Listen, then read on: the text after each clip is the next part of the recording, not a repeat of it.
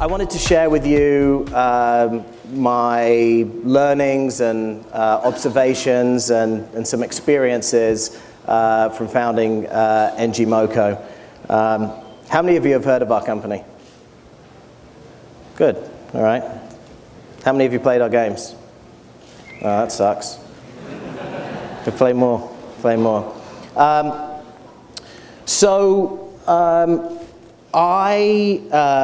hated mobile games. I grew up in the video game industry, and to me, the mobile games business was about the worst place possible to make any money at all. It was lowest common denominator software that had to be ported to the largest number of handsets through a whole host of carriers in a whole bunch of different languages, you failed to have a direct relationship with the customer, and what's more, for the privilege, the carriers would take 60 or 70% of your revenue and you would get a small licensing fee. The largest companies in the market did $60 to $70 million in revenue when we started the company and had 800 to 1,000 employees. Was not an interesting space to be in at all. That changed for me when I got my first iPhone. I was standing in a line in Santa Monica along with thousands of other gadget geeks. And it's a prerequisite in the video game business to be a gadget geek. You just sort of have to be. And I was, if you're familiar with Santa Monica, which is where I was living at the time, the Apple store is on 3rd Street Promenade. And the line, this was in July, I guess, when the first iPhone was released. The line went out to Wilshire, which is about 3/4 of a block. Went down Wilshire to Ocean Avenue. It went along Ocean Avenue for at least one more block. And I was standing there in the on the Wilshire side. I got there real early. I got there like 5 hours before they opened. And I was like number, 7,000 in the line or something. I finally got my phone, and I took it home. And after sort of a fairly kind of clunky experience with the, with the keyboard, after about a day or so, I noticed something really different. I noticed that I wasn't using my phone really for making telephone calls. That had something to do with AT&T, but really, I was using my phone to browse the web and listen to music and, check my stocks and, look at YouTube. My behavior patterns had changed. This sort of device had this unique blend of usability and capability that was changing my own usage patterns. Well, usage is time. Games are entertainment. Entertainment is a trade for time. Whenever a device or an event happens that changes, how much time you spend with something, there's an opportunity to radically reshape the landscape around it. Certainly in the entertainment space and the game space. But at that time, there was really no opportunity to target the device. In March of 2008, while I was still at Electronic Arts, I was watching the live stream of the Apple SDK announcement and the App Store announcement. And at that moment, for me, a light went off in my head that said, you know what, I should leave my cushy job at Electronic Arts running these studios, and I should go start a company focused on building games and applications for this device. I picked up the phone, I called my friend Bob Stevenson, who became my founding partner at ngmoco. April 20th, I told Electronic Arts I was leaving. June 26th, we founded the company. July 31st, or June 26th, ngmoco was born, and July 31st, we raised our first round of funding from Kleiner Perkins and the iFund. Now, ngmoco, not ngmoco, or I don't know, no good booger, depending on, if you're mixing Asian with Spanish. ngmoco stands for Next Generation Mobile Company. And the name really was just ngmoco. I mean, that was our ngmoco. When we started the company, it was the only Google search that we did that didn't come up with any results. And so we kind of figured it was sort of meant something to us, and we figured that investors would tell us to change it at some point, but it ended up being the name that we stuck with. And I've learned from that you know, your name and your brand, certainly in the entertainment space and the technology space, tends to be defined by the products that you that you make.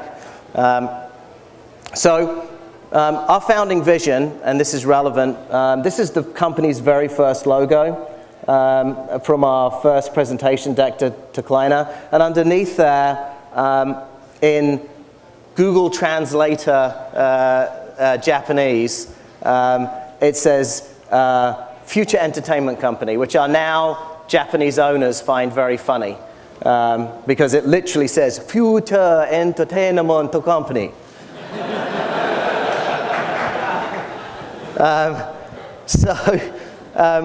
That was sort of the founding vision for the company. We were a little shy. We thought it'd be a bit cocky to put under the bottom of our logo in English, so we disguised it in Japanese.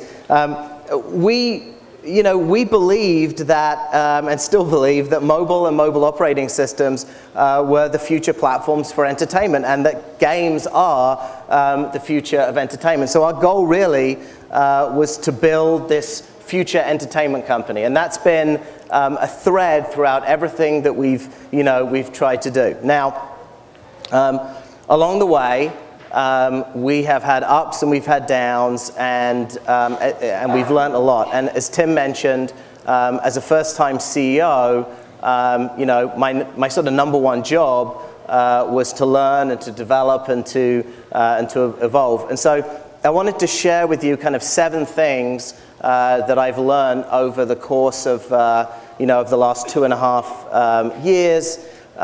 Some of the observations that I've had about raising money, some of the wisdom that people have kind of shared with us. So hopefully that will be useful for you. And if not, I'm sorry I wasted your time. The first I want to share with you is the wisdom of George. Now, George is George Stevenson, which is my founding partner Bob's father. And George lives in Hong Kong. He's a successful serial entrepreneur in the electronics business, super old school. Has a manufacturing plant that makes probably the remote controls that you have in your home that Sony doesn't actually make themselves. And to sort of picture George, he's this huge Scottish opinionated kind of 68-year-old guy.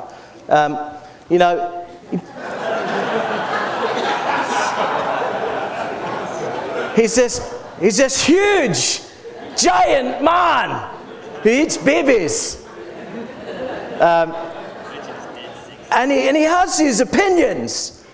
And one opinion that he has is that startups are hard. Why would you do that? You're stupid.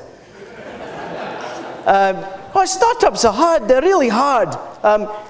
It takes the same energy to create a new company in a small macro than it does to create a new company in a big macro. So, if you're going to start a company, start it in a big macro. And make sure, Neil, you wee bastard. He said, don't be a pussy. Swing for the fences, do something big, and when you do, make sure that you burn your fucking boats. You commit yourself completely to that. Because if you don't commit yourself completely to that, that's not going to happen. That's not the way the universe works. You'll be fucked. Don't be a pussy. Burn your boats. Now, a much more sedate advisor is Mike Maples Jr., who, how many of you heard Mike talk? Okay, Mike is one of the most wonderful people in the world. And we would not have been able to start ngmoco. And I get verklempt when I talk about our investors sometimes, which sounds really arse-kissy, but it's true. We would not have been able to start ngmoco really without Mike. Mike was introduced to us by Kevin Rose, who was introduced to us by a friend. Kevin became an advisor in our company, and we met with Mike at the Slow Club in Potrero Hill on a Saturday, when our company was just Bob and I in a PowerPoint presentation and a video that Bob had made over the weekend that sort of demonstrated kind of what we were trying to accomplish. Mike, says something similar to George. Don't be a pussy, build something huge. He calls it a thunder lizard, which, I'm sure many of you have read about or heard about. And his basic idea is, he wants to invest in companies that have the opportunity to be thunder lizards, right? Sort of inspired by Godzilla, these sort of atomic eggs, or eggs that have been contaminated with nuclear radiation, in Japan. A little, monster hatches from it, holds its breath, swims under the ocean while growing, eating fish along the way, only to emerge in New York City and crush and destroy it. I think New York City is supposed to be competitors or the market or something like that. But his thought is, invest in companies that have the potential to be really disruptive, to be really big, and that can make a big change in a big, either existing macro or a new macro. And so, the question that I think you kind of have to ask yourself is if George is right, and it takes the same energy to create a new company in a big macro than it does to create a new company in a small macro, what would you rather be? Would you rather be the thunder lizard, or would you rather be the little wee lizard? Because at the end of the day, all of you who are entrepreneurs are going to put probably exactly the same amount of energy as somebody who had a $20 million outcome, a $100 million outcome, a $500 million outcome, a $1 billion outcome. You're gonna mortgage your house, you're going to, not spend time with your family, you're going to work around the clock, you're going to not take holidays, you're going to ask your employees not to work for any money. We didn't actually have to do that. That's pretty daunting and awesome. But if you're going to invest that amount of energy, invest it in something that can be really, really big. So that's the sort of the first thought. The second is the importance of core beliefs. So core beliefs are the things that you sort of always go back to at the end of the day to help you think through things. And in the heat of sort of the business battle, it can get really, really confusing. You have a lot of competing priorities, a lot of competing opinions, tons of inputs from lots of different places. Board members, investors, advisors, employees, customers, the left side of your brain, your right side of your brain, your business partner, your management team. And in those moments, it can become exceptionally confusing. Our core beliefs helped us make decisions that enabled us to stay true to our company and what we were trying to accomplish. And they saved our company many, many times. It stopped us from building Facebook applications. And I think if we had built Facebook applications, we might have been the number 4 or the number 5 Facebook company, and that would have been a very, very different proposition from a shareholder value standpoint than the company that we created. Our core beliefs were these devices will be in the pockets of billions of people, be owned by billions of people. The mobile operating systems will move from phones to tablets and to televisions over time, will become ubiquitous. That at the core, there was this new math, that usability and capability could drive new usage patterns. And if we became expert at managing and manipulating those usage patterns, we'd be able to build a big business. That games are the future of entertainment, and that the work is a product of the culture. So those core beliefs have guided us at every single inflection point in our company and helped us stay true to what we ultimately still hope to accomplish over time, which is to build that future entertainment company. And so the question for you guys is, what are your core beliefs? And are they right? Because they can certainly steer you in the wrong direction if they're not. Now, that last core belief, the work is a product of the culture, is the third kind of key piece of learning. And it's not mine. I stole it from Dan Wyden, who is the principal of and founder of Wyden Kennedy, which is an advertising agency, the advertising agency that came up with Just Do It for Nike. And I think that originally he said it was actually Just Fucking Do It, was what they originally pitched, but turns out that doesn't work. Or at least on television. He came to Electronic Arts and he gave a presentation. He made this point very compellingly. He said, our work is a product of our culture. And that kind of stuck with me and really resonated with me. But kind of what can you do with that? Culture is this sort of fluffy thing that's hard to kind of quantify. And so I spent time, from originally hearing that, thinking about the things that sort of you can actually change or inflect to move a culture. The buttons you could press or the levers that you could pull that would deliver the type of culture that would in turn deliver the type of work that your customers would become delighted with. And I came to this conclusion over the course of the last few years. The first is tone. The tone that you set as a leader, as a CEO, as a founder, the vision that you project, the way in which you conduct yourself inside the business is an essential element of your culture. The team, at the end of the day, if everyone leaves the building, you don't have a company anymore. The people inside your organization define more than any other thing the culture that is there. And the last is the organization.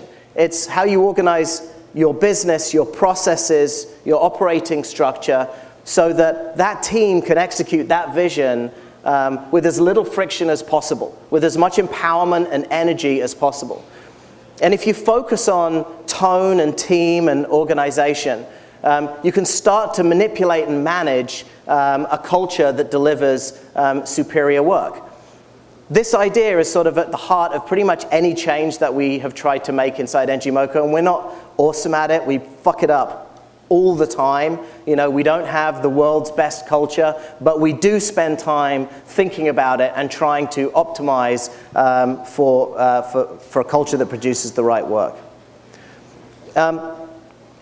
4, raising money. This is more of an observation than anything else. I'm not an expert at raising money. We raised about $41 million over 3.5 rounds over the course of about 18 months, I think, maybe 2 years.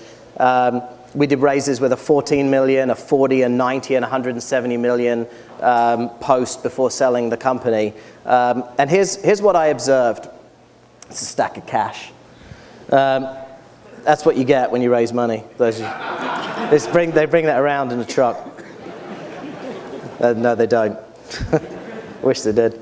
The most important thing in terms of raising money is your team, right? Is your team credible? Is it capable? And is it committed? When investors sit across the table with that group of people, do they give credible answers? Do they clearly have bandwidth and capability to expand, beyond that moment in the business's life? And are they absolutely 100% committed to this mission? The second thing I observed was timing.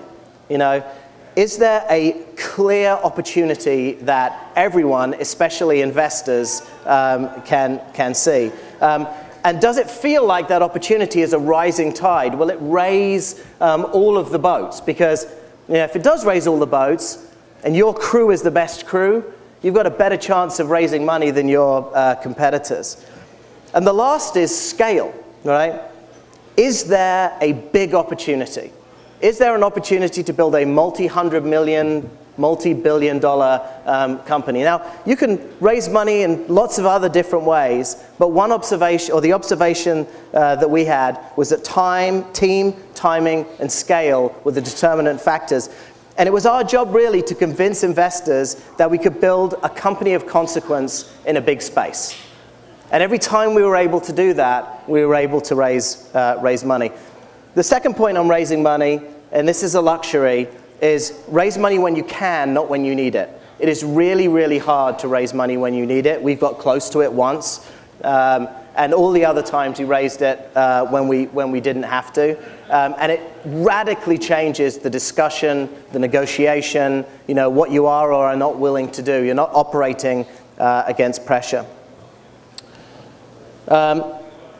Point 5, failure. With cash in hand, we certainly thought our mission was to always succeed. And the reality is failing is inevitable. And if you don't fail, you're not taking risks that are really worthy of a startup, right? Your job is to fail really quickly, to, as fast as possible, find the great, right, perfect, scalable, awesome business model. And if you fear failure, you won't take the risks to actually build something worthwhile. And the question you have to ask yourself is, how do you turn failure into a strategic asset? How can you make each failure a milestone on the path to success? So, our example was, ngmoco failed to build a company of consequence on the paid app store. Our going-in thesis on how we were going to make money was wrong. Now, we were fortunate enough to find it out pretty early in our life with a lot of knowledge about the market. And I remember when we came into that board meeting, and Mike was in there. Tim was a board member at that time. Bing was a board member at that time. And we invited Mike to every one of our board meetings, even though he wasn't a board member, because he just has this real folksy way of, saying things that make you feel good. And he said, well, yeah, shucks. If you figured out that you can't build a company of consequence on the paid app store, well, that's a profound insight. That's a competitive advantage. We were like, thank you, Mike. We thought we were fucked. It's like, no, that's leadership right there. Whew. Yeah, I'm glad I put money in you guys. Profound insight. Profound insight. That's a key term, because it is profound insights that you need to pivot around. So what's a pivot? It's basically, I got an insight, I need to fucking change the company, otherwise there's going to be big trouble. But pivots really are actually powerful concepts, and I know they sort of are tending to feel a little bit overused right now to describe any change in the business. But I think pivots are really powerful because it really gives you an excuse to make today day one in your business. It gives you language and vocabulary to kind of reset. It forces you to reevaluate everything, to understand the vector you were on, where you were headed, and ultimately where where you would be going to. I think if you do it right, you should be willing to retain only institutional knowledge. You should be willing to throw away every piece of code, every business practice that doesn't work, to keep the people and to keep the ideas and the knowledge of those people. And it focuses all of your attention on now, on right now. As humans, we worry about the future, we obsess about kind of what's happened in the past, and we spend the least amount of energy in right now. And that's actually the only thing that you can affect. And so the very basic mechanics of a pivot force you to put all of your attention right now. So my top 3 tips for effecting a successful pivot are: 1, don't be a pussy! Commit. 2, burn your boats. Get rid of the old. Focus on the new. A pivot without a commitment is going to end up being a bifurcation or a dilution of your focus. And number 3 is figure out what success metrics are for what you want to become. Drive those measurements into the heart of your business to become what you measure. right? In time, you're going to affect every conversation inside your company as people reorientate themselves towards success. For us, it was about moving from downloads to DAUs, and it radically changed our business. Now, you've got to be careful, right? Because you could end up measuring the wrong things, and you could pivot in the wrong direction, and that would suck because your business would be over. Point 7. I think I'm out of time based on Cardman over here. I hope Mule doesn't, he's taking his mask off, so. Here's what I've observed that founders and CEOs actually, or founder CEOs actually controlled, or really what I actually controlled. What I controlled is a decision of what macro we were in. And you'll meet people as you go through sort of Silicon Valley trying to raise money, really smart teams that have unsuccessful companies, and really dumb people like me that have had more successful companies. And at the end of the day, the number one thing that sort of differentiates those two companies is one's in a really good macro and one's in a really shitty macro. So really understanding that macro and making sure the company you start is in the right macro is really important. The second thing is the culture. As a CEO, that's your most powerful tool to impact the work that you have. And then when things go wrong or go sideways, when and why you pivot. The moment that you pivot, do you have enough data to actually make a real meaningful change to your business, or are you doing it because you're panicking? When and why we pivoted was probably my biggest impact on the company as a CEO. And then lastly, who gets to come with us on the bus, right? So I've had the opportunity to speak with people who are trying to raise money right now, and they have a hard time raising money, and then someone offers them a term sheet, and they've been out there for so long, they just want the money. They just want to take the money. And that may or may not be a good thing. We were blessed with an incredible set of investors and advisors that gave us guidance and advice and money and support and all of the nurturing nourishment that we needed to build a successful company. If we had had a different set of people, right?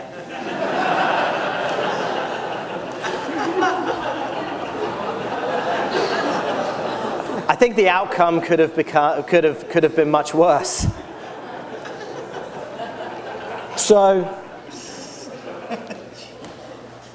those are the 7 things, that I feel like, I've learned and I sort of wanted to kind of observed and I wanted to share with you. The future for us is sort of another pivot. People sort of say to you, oh, you sold your company, that must be awesome. We sold our company because it was the fastest and best way to pivot. The company that acquired us is a company called DNA. They run a service called Mobage Town in Japan. They generate, trailing 12 months revenue is about $1.3 billion. They spin off about $500 million of cash annually. It's an incredible business.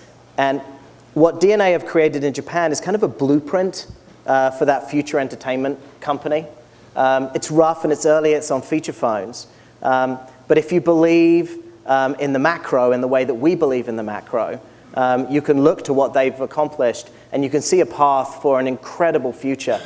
And by combining ngmoco with DNA, it ultimately felt to me like the fastest and the best way for us to be able to, accomplish that founding vision of our company, to build that future entertainment company, that took those mobile and mobile operating systems to be the platforms for entertainment, and that the games that we put on them will be the future of entertainment. So that's it. We mean it. Time's up. That's what that says. So thank you very much.